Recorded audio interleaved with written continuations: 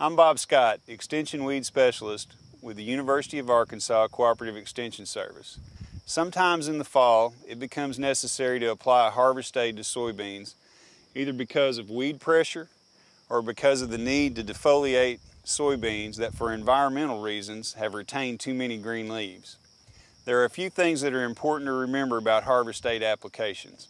First of all, you do not want to make a harvest aid application too early. According to the label, most harvest aid applications should go out after at least 50% of the green leaves have dropped from the soybeans and at least 50% of the soybean pods have turned yellow. This will ensure that the harvest aid is not applied too early. If a harvest aid is applied too early, it can prevent the soybeans from properly maturing out. It's also important to remember that a harvest aid does not speed along the maturity of soybeans.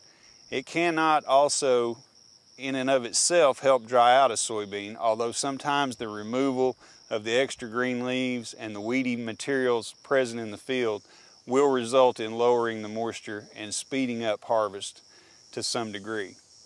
There are a limited number of products available as harvest aids in soybeans. These include paraquat, sodium chlorate, AIM, and Sharpen.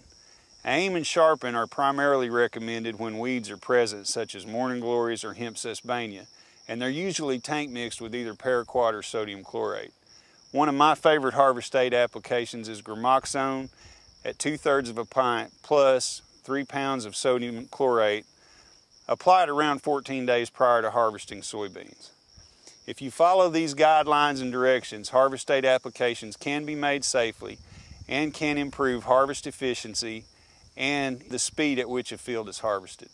For more information, you can go to the web at www.uaex.edu and search for the MP44 in the soybean section.